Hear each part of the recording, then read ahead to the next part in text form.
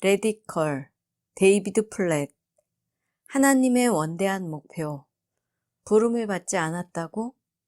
인간들은 의도적으로 또는 무의식적으로 하나님이 인류를 향해 가지고 계신 보편적인 목적에 맞서 일종의 방어선을 치곤 한다. 대다수의 그리스도인들이 하나님이 모든 그리스도인들에게 해외 선교에 나서야 한다고 명하시는 것은 아니니까요. 라든지 더 구체적으로는 난 선교의 소명이 없어 라고 이야기하는 것이다. 이런 말을 한다는 것은 해외 선교를 명백히 부르심을 받은 몇몇 신실한 이들을 위한 선택적인 프로그램으로 생각하는 개념을 가지고 있다는 뜻이다. 선교가 교회가 벌이는 활동 가운데 하나이며 택함받은 이들이나 감당할 수 있는 것이라고 믿는 마음가짐이다. 파송 선교사가 와서 보여주는 슬라이드를 감상하는 것은 좋지만 주님이 누구나 같은 일을 해내길 바라신다고는 꿈에도 생각하지 않는다. 하지만 도대체 성경 어느 구석에 선교가 교회의 선택 프로그램이라고 되어 있는가? 아무리 뒤져봐도 하나님이 인류를 지으셨으며 죄에서 구원하셨고 은혜를 베푸셔서 그 영광을 열방에 두루 나타내라는 말씀뿐이다. 예수님은 모든 족속에게 나아갈 몇몇 사람을 모집하신 것이 아니다. 그저 몇몇 특별한 이들에게나 해당되는 징집 정도로 깎아내리고 싶어하는 이들이 수두룩하겠지만 실제로는 그리스도인이라면 누구나 이 명령을 받았다. 흥미롭게도 그리스도의 다른 말씀들은 곧이곧대로 받아들이면서 이 영역만큼은 다르게 해석하는 이들이 적지 않다. 많은 이들이 예수님이 제자들에게 온 천하로 가라고 명령하신 마태복음 28장 말씀을 보면서 나는 예외라고 중얼거린다. 하지만 수고하고 무거운 짐 진 자들아 다 내게로 오라 내가 너희를 쉬게 하리라는 구절을 읽으면서는 딱 내 이야기네 라며 무릎을 친다. 성령님이 땅끝까지 인도하신다는 예수님의 약속에 맞닥뜨려서는 얼른 다들은 이들의 얼굴을 떠올리면서 풍성한 삶을 베푸시겠다는 요한복음 10장 10절을 볼 때는 즉시 아멘으로 화답한다. 그러다 보니 불필요한 또는 비성경적인 구분선을 긋게 된다. 기독교 신앙의 특권은 단단히 붙잡은 채 의무는 은근슬쩍 소수의 특별한 그리스도인들에게 떠넘기는 시기다. 세상을 향한 하나님의 목적을 이뤄가는 일을 전담할 사람들을 파송해 놓고 부르심을 받지 않았다는 핑계를 대며 느긋하게 뒤로 물러나 구경만 하는 셈이다. 저마다 은사가 다르고 재주가 다르고 열정이 다르고 하나님의 부르심이 다르다는 것은 누구나 다 아는 사실이다. 주님은 각각에게 다른 선물을 주셨다. 제자들만 해도 그렇다. 베드로의 소명과 바울의 부르심은 명백히 다르다. 야고보와 요한도 마찬가지다. 그러나 신약 성경에 등장하는 그리스도의 제자들은 자신의 부르심과 상관없이 땅끝까지 이르러 복음을 선포하는 역할을 서슴없이 받아들였다. 이것이 주님이 제자들 하나하나에게 성령을 부어주신 이유이고 모든 민족을 제자 삼으라는 동일한 전략을 주신 까닭이다. 지금도 마찬가지가 아닐까? 믿음 안에서 한 식구가 된 비즈니스맨 스티브와 나란히 앉아 점심을 먹는다. 각자의 삶을 향한 하나님의 부르심은 분명히 다르다. 스티브는 회계사이고 나는 목회자다. 한쪽은 새 많은 은사를 받았지만 나의 경우는 숫자만 봐도 속이 울렁거린다. 그러나 하나님이 세상을 향한 거룩한 목적을 위해서 우리에게 은사와 소명을 주셨다는 사실만큼은 둘 다 정확하게 헤아리고 있다. 그래서 형제는 묻는다. 어떻게 하면 내 삶과 가정, 그리고 내가 운영하는 회계 사무실을 통해서 버밍엄과 온 세상에 하나님의 영광을 드러낼 수 있을까요? 스티브는 그리스도의 중요한 동역자다. 동료 회계사들의 마음을 움직여서 가난한 이들을 섬긴다. 복음으로 라틴 아메리카와 아프리카, 그리고 동유럽을 변화시키는 삶을 살고 있는 것이다. 스티브와 같은 그리스도인들은 모든 민족을 제자로 삼으라는 그리스도의 명령을 소수의 특별한 사람들에게 주어진 사명으로 받아들이지 않기로 작정했다. 특수 계층처럼 보이는 일부 그리스도인들이 세상을 향한 하나님의 목적을 성취해가는 것을 곁에 서서 구경만 하지 않겠다고 결심한 것이다. 그는 창조주께서 열방 가운데 거룩한 영광을 드러내시기 위해 자신을 창조하셨다는 사실을 믿어 의심치 않는다. 로마서 1장 14에서 15절에서 바울은 자신을 빚진 자로 규정했다. 유대인에게나 이방인에게나 모두 빚을 졌다고 고백했다. 심오한 개념이다. 사도는 지금 지구상에 존재하는 하나님의 잃어버린 양 전체에게 갚아야 할 채무가 있다고 말한다. 그리스도의 소유가 되었으므로 그분을 세상에 전해야 할 책임이 있다는 뜻이다. 하늘나라 쪽에 서 있는 이들은 너나 없이 지옥의 문턱을 향해 가고 있는 잃어버린 영혼들에게 복음을 전해야 한다. 그리스도인은 예수님으로 말미암아 온 세상에 빛을 지게 되었다. 모든 민족에게 채무가 생긴 것이다. 채무가 이렇게 산더미 같은데도 허다한 그리스도인들이 인간적인 선교관에 사로잡혀 세상의 무게를 감당하지 않으려 요리조리 발버둥치거나 손바닥을 비비며 미안합니다. 부르심이 달라서 라며 꽁무니를 빼는 것이 지금의 현실이다. 결과는 비극적이다. 복음을 받아들이고 영원한 저주에서 벗어났다고 고백하는 이들의 절대 다수가 소명을 받지 않았다는 핑계를 대며 뒷짐을 지고 서서 세상의 기쁜 소식을 전하는 일에 머뭇거리고 있다. 그러나 한 발 물러나 부름을 받을 때까지 기다릴 필요가 없다면 어찌할 것인가? 살아 숨쉬는 이유가 바로 세계 선교에 있다면 어찌할 것인가? 땅끝까지 복음을 전하는데 열정적으로 뛰어들지 않는 태도야말로 인간을 지으신 창조 목적을 가로막고 하나님을 만홀히 여기는 처사라면 어찌할 것인가? 가까운 곳에도 가난한 이가 허다하다. 세상을 향한 하나님의 목적과 관련해서 그리스도인들이 가장 흔하게 보이는 반응은 국내에도 할 일이 많은데 라는 것이다. 여기도 예수를 믿지 않는 가난한 심령이 허다한데 굳이 다른 민족들까지 신경 쓸 필요가 있을까? 현재 목회를 하고 있는 버밍엄 지역의 그리스도인들에게서 이런 이야기를 자주 듣는다. 하나님이 우리 민족을 섬기라는 뜨거운 마음을 주셨으므로 해외에 갈 마음이 없습니다. 더러는 우리 동네부터 복음화하는 게 하나님의 뜻이라고 생각해요. 라고 말한다. 상당히 거룩하게 들리지만 한꺼풀 들추고 들여다보면 연막을 친 것에 불과하다는 사실이 금방 드러난다. 실제로 주위의 필요에 조금의 관심조차 없으면서 입술로만 그런 이야기를 하는 사람들이 많다는 뜻이다. 진정으로 복음을 나누고자 하는 그리스도인은 흔치 않다. 아울러 대다수 그리스도인들이 다음과 같은 일을 못할 만큼 분주한 일정에 쫓겨 사는 것은 아니다. 다시 말해 줄인 이들을 먹이고 몸이 아픈 이들을 돕고 도움이 절실한 곳에서 사역하는 교회에 힘을 실어주지 못할 만큼 일정이 빠듯한 것은 아니라는 것이다. 설령 그들의 말이 사실일지라도 내 나라부터 먼저 돌보자라고 할 때 우리는 성경의 기본적인 진리를 놓치고 있는 것이다. 성경을 두루 살펴보면 하나님의 마음은 언제나 온 세상에 가 있는 것을 알 수 있다.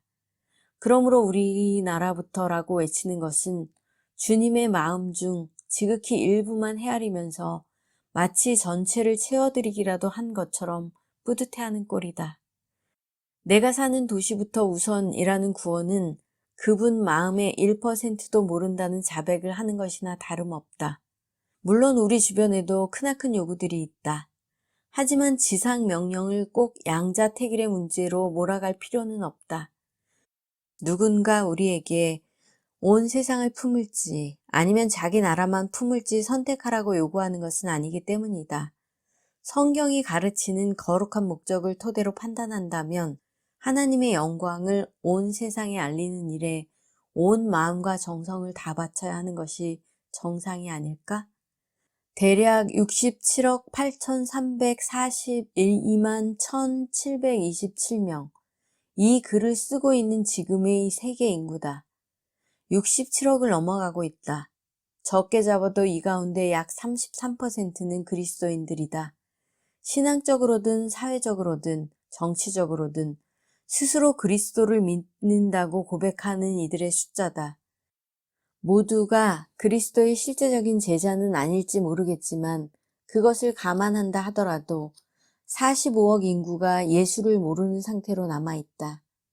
복음이 사실이라면 지금 이 순간에도 죄에 빠져 하나님과 분리된 채로 살아가고 있으며 장차 지옥에서 영원히 고통받게 될 인구가 그렇게 많다는 뜻이다. 다시 한번 말하지만 45억 명이다. 그리고 그들의 대부분은 미국의 국경 너머에 있다. 지금까지 성경에서 살펴본 바에 비추어 보면 하나님이 우리에게 은혜를 주셔서 국내뿐만 아니라 온 세계의 가난한 영혼들에게 그 영광을 널리 펼치도록 하신다는 데는 의문의 여지가 없을 것이다. 우리는 안팎을 따질 것이 아니라 안팎 모두를 아울러야 한다. 이런 선교론을 들으면서 그러니까 누구나 해외로 나가야 한다는 말은 아니로군 이라고 생각할지도 모르겠다. 나 역시 모두가 해외 선교를 해야 한다고 제안하고 싶은 것은 아니다. 그런데 바로 여기에 문제가 있다. 해외 선교에 대한 열정이 있다면 외국으로 가겠지만 국내에 뜻이 있고 국외에 관심이 가지 않는다면 여기에서 그들을 지원하는 것은 인간이 만들어낸 생각이다. 이런 사고방식은 국내와 국외, 어디에서 살든지 하나님의 영광을 뭇 민족에게 알리는데 온 힘을 다하라는 성경의 가르침에 크게 어긋난다. 어쩌면 지금 돌보는 교인들 가운데도 내가 교회를 떠나 해외로 나가면 좋겠다고 생각하는 이들이 있는지도 모른다.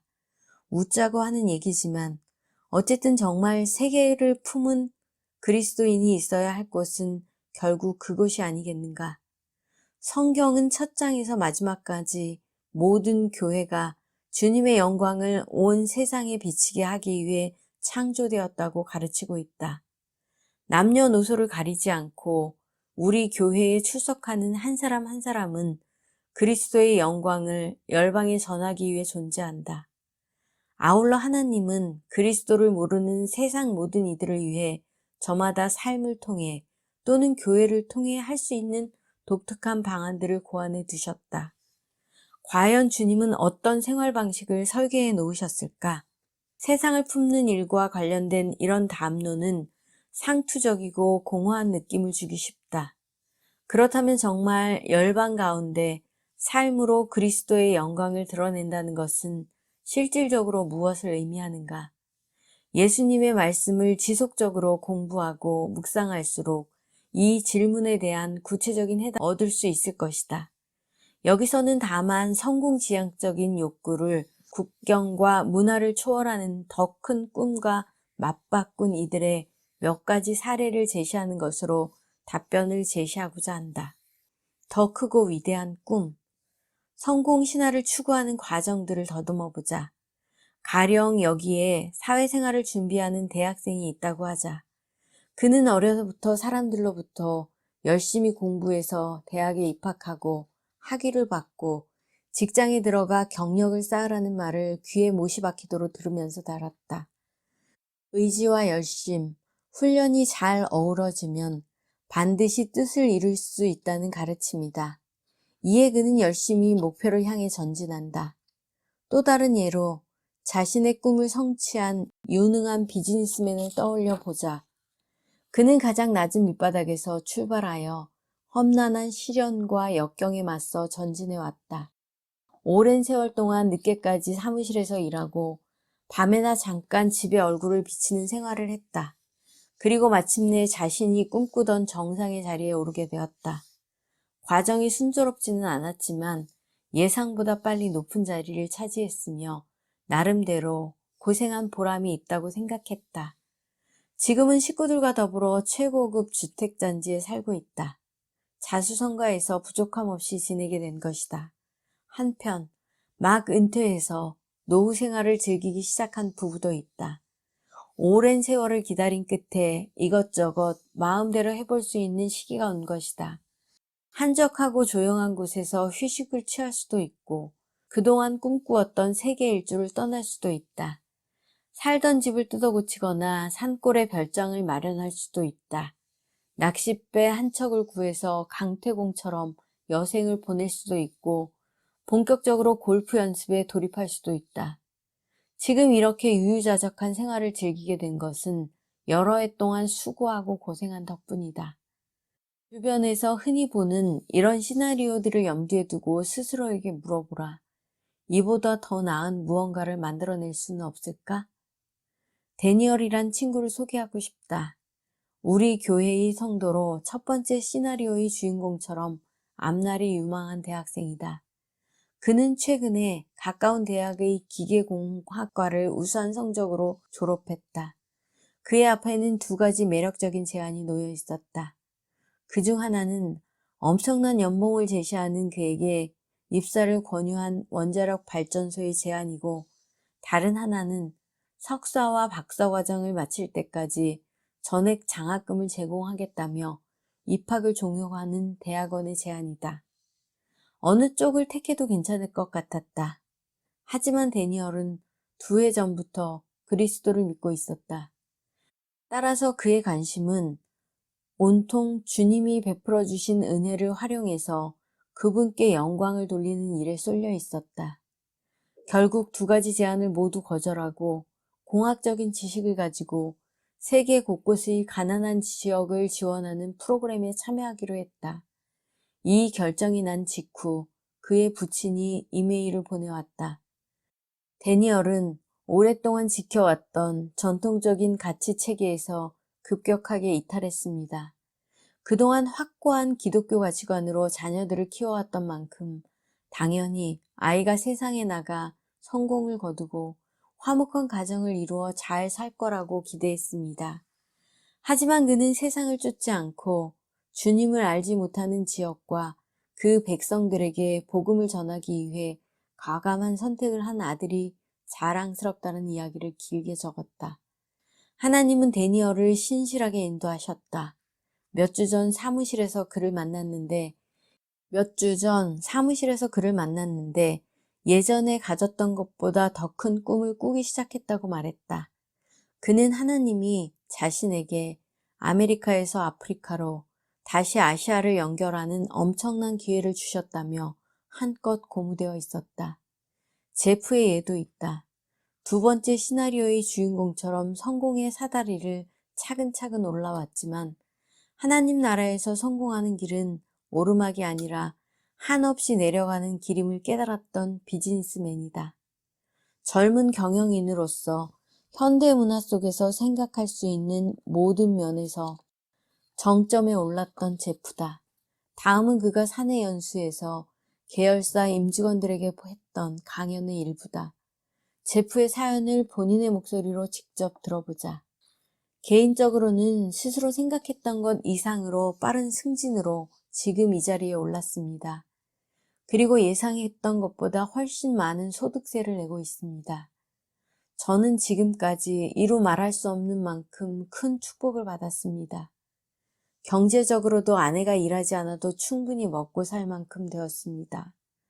늘 동경하던 곳에 보금자리도 꾸렸고요. 그리고는 큼지막한 승용차를 구입했습니다. 바닷가에 별장도 사들였습니다. 게다가 세계 곳곳을 돌아다니며 멋진 휴가를 보냈습니다. 최고 경영자로서 꼭 해보고 싶었던 비즈니스들도 열정적으로 키워갔습니다. 가끔씩 무언가 텅 빈 구석이 있는 것 같기는 했지만 그것이 정확히 무엇인지는 알 수 없었습니다. 7살 때부터 교회에 다녔고 스스로 그리스도인이라고 생각했지만 사업을 벌이고 출세를 하면서 차츰 주님을 쫓는 대신 물질과 성공을 따라갔습니다. 그런데 작년에 삶이 완전히 바뀌는 일생일대의 경험을 하게 되었습니다. 온두라스 테구 시갈파의 매립장에 갔을 때였습니다. 산처럼 쌓인 쓰레기 더미에 움막을 치고 살면서 폐기물을 뒤져서 먹을 만한 것을 찾는 남자와 여자, 어린이들을 보았습니다. 쓰레기 더미 속에서 자식을 키우는 부모들의 비참한 현실을 보며 낮아질 대로 낮아진 마음은 임신 8개월쯤 돼 보이는 여인이 다가와서 먹을 것을 구걸하는 순간 폭삭 무너져 내리고 말았습니다. 그보다 더 참담한 일이 있을까 싶었습니다. 쓰레기 더미에서 아기를 낳을 것이 분명했습니다. 그때 하나님이 물으셨습니다. 내게 준 선물들을 가지고 무엇을 할 작정이냐? 세상을 위해 내 영향력과 리더십, 재산을 어떻게 사용할 셈이냐? 제프는 난생 처음 하나님이 자신의 삶을 향해 좀 더 큰 사업을 벌이는 것보다 더 크고 위대한 목적을 가지고 계시다는 것을 깨달았다. 그는 그날로 성공에 대한 집착을 버렸다. 지금도 왕성하게 비즈니스를 펼치고 큰 돈을 벌지만 그것을 자신을 위해서만 쓰지는 않는다. 그는 다른 교인 2명과 함께 선교 단체를 세우고 충분히 예방할 수 있는 수인성 전염병으로 하루에도 수천 명씩 죽어가는 지역에서 교회를 중심으로 맑은 물을 공급하는 사역을 시작했다. 이들은 거룩한 목적을 추구하며 사는 이들을 지원하기 위해 하나님이 필요한 자원을 풍성하게 쏘아주신다는 사실을 날마다 깨달으며 살고 있다. 그 이야기는 이 책의 말미에서 다시 하기로 하자. 마지막으로 에드와 패티의 경우를 살펴보자. 갓 70에 접어든 이 부부는 함께 은퇴 생활을 즐길 온갖 방법을 두고 행복한 고민에 빠졌다. 하지만 이들은 쉽지 않은 길을 선택했다. 금년 7월부터 10월 사이에 부부가 집에 머문 기간은 통틀어 10하루에 불과했다. 미국의 홍수 피해 지역을 누비며 구호 활동을 하느라 정신없이 분주했기 때문이다. 나란히 나이지리아에도 다녀왔다. 에드는 다시 스리랑카로 날아가 반군 활동 지역 한복판에서 무상급식 활동을 벌였다. 항상 붙어 다녔지만 이번에는 혼자였다. 패티는 정부군과 반군의 전투가 언제 벌어질지 모르는 상황에서 트럭 밑에서 자는 것이 싫어서 동행을 포기했다. 한 번은 에드가 이런 말을 했다. 은퇴 생활을 이보다 더 잘 즐길 수 있는 방법이 어디 있겠습니까? 힘 닿는 데까지 많은 이들에게 복음을 전하고 싶습니다. 만나보면 알겠지만 데니얼, 제프, 에드, 패티는 특별한 데라고는 눈꼽만큼도 없는 평범한 그리스도인들이다.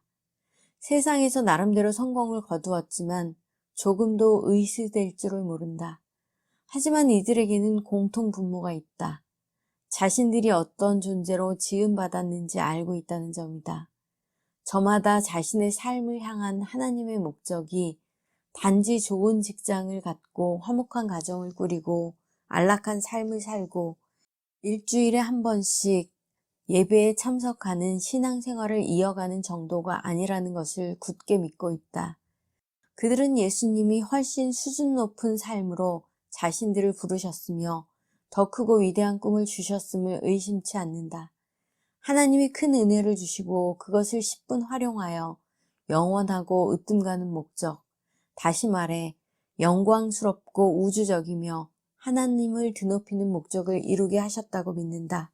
뿐만 아니라 그 일을 위해서라면 모든 것을 포기하는 것도 당연하게 여긴다.